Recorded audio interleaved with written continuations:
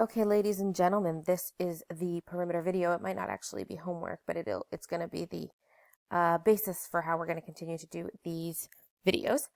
So let's imagine that you are watching a cop show, some kind of cop show. There's been a crime, there's been committed, the bad guy's on the loose, and what does the cop say to the other cop? Let's set up a perimeter. Okay, what do they mean when they say let's set up a perimeter? So perimeter is what we're going to talk about today, and you're going to fill it out as we go. I'll go roughly in order. Perimeter measures the distance around. Okay, so when we set up a perimeter, what we're basically saying is we're going to draw a giant, big circle around an area, a space, right? Area is a space inside. And we're going to figure out what is the space, what is the distance, the length around it if you had a piece of string and you rolled it around. So we always measure it in units, such as inches, right? Centimeters, feet, yards. Now this is going to be different than what we're going to see in the next lesson. Note that none of these have a little number attached to them, okay? Now, kinds of problems that would require perimeter is, say you want to find out the length of a fence, right? How much fence do you need to buy, right? Say you want to paint lines on a court, right? One of the problems in the intro problem in the book that I gave you guys on Thursday, or that your teacher gave you on Thursday, is, paint lines around an end zone or around a basketball field, right? A path around a space.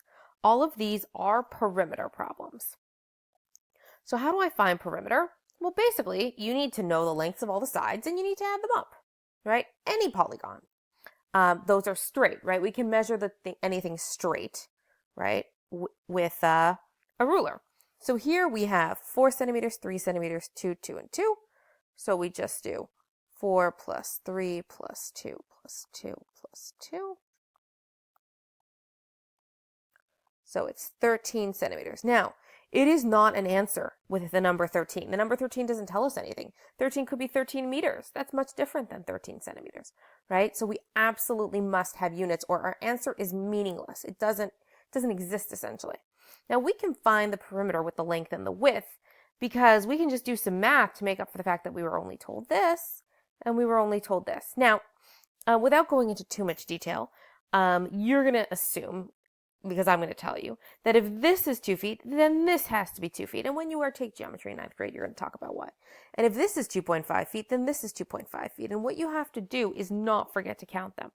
Now, obviously, we could do 2.5 plus 2.5, or we could multiply by 2. So sometimes you will see the perimeter written this way, 2 times the length plus the width, which works. And sometimes you'll see perimeter of a rectangle written this way. 2 times the length plus 2 times the width is going to be equal to the perimeter. And regardless, we have 2.5 and 2.5.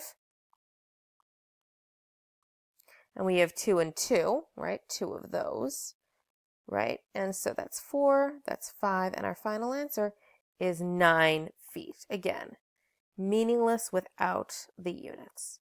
So 9 feet is very different, obviously, than 9 inches.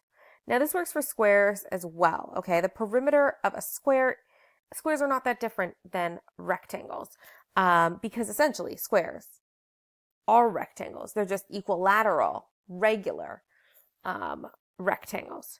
So if this is 2, well then this is 2, and then this is 2, and then this is 2. So just like we doubled it here, we have 4 of the exact same 1, 2, 3, 4. So we can just do 4 times 2, and we will get, so the white square is 8 centimeters around. The gray square, the outside square, and you'll recognize this because it was on a previous sheet, we just did something different with it, is 4 to each side, and there are 4 identical sides. So 4 times 4. The gray square has a perimeter of 16 centimeters. Okay? So now we also can do complicated shapes. And for this, we just need right angles. Oh, this will be corrected in your version. But essentially, one of the things that we're allowed to assume is if this is 3.5, well, this is 4. So this missing piece it has to be 4 minus 3.5. So that's how we know that that's 0.5. And we are allowed to assume that this side and this side are equal. But really, another way you could think about it is this and this is 4. So you could just do 4 for the green and yellow and 4 for the blue. And you would be in great shape. Now, we also have this pink side, but guess what? This pink side is the sum of this 0.6 centimeters and this 1 centimeter, again, because of the right angles. So since this pink side and this pink side are the same, we can just do plus 1.6 plus 1.6. And then we're going to get 10, 11, carry the 1, and it's going to be 11.2 centimeters around, okay? And you can just assume that things that look like right angles are right angles in 6th grade. Now, we're almost done here. What if we are working backwards? So to find perimeter, we've been adding, right? And we've been multiplying. So what undoes adding?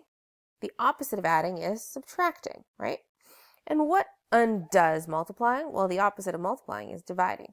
So if going forwards to turn length into perimeter, we have to multiply, then to undo that, the same action, we're going to have to divide. And if in order to find perimeter, we have to add, then to undo it, we have to subtract. Now, one thing I haven't mentioned yet is sometimes you have to draw your own picture. And I'm going to always strongly recommend it if you have the time to. So this is a triangle as a perimeter of 15 centimeters. So I'm going to help myself visualize it by drawing the triangle, okay? P equals 15 centimeters. Two of the sides are 3 centimeters and 7 centimeters. What is the length of the third side?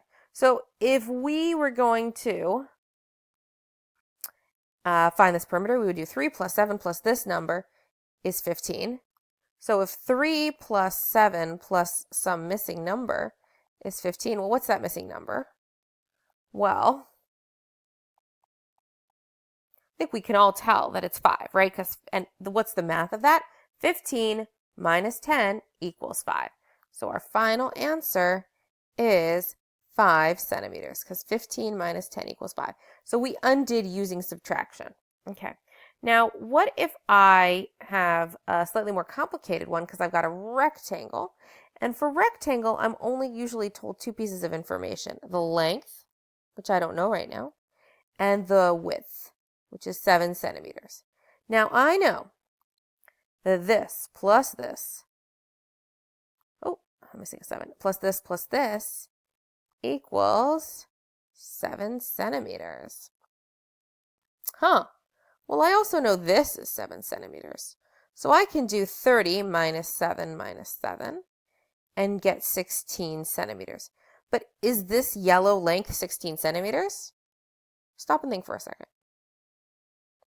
So the answer is no, because these two yellows together share 16 centimeters, right? If you think about like we're sharing tape that's wrapped around the edge of a rectangle, right? This gets 7 and this gets 7, but there's only 30 and we need to share that 16 between the top and the bottom. So 16 divided by 2 is 8 centimeters.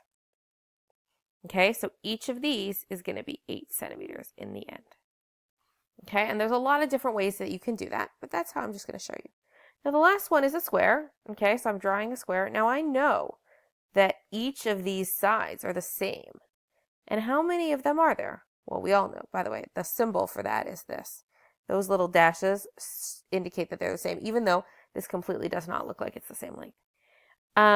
Okay, so there's 4 question marks. Together, the 4 question marks equal 20. So 4 times some box equals 20. Well, all I have to do is 20 divided by 4, and I get 5 centimeters. I know that each side is 5 centimeters.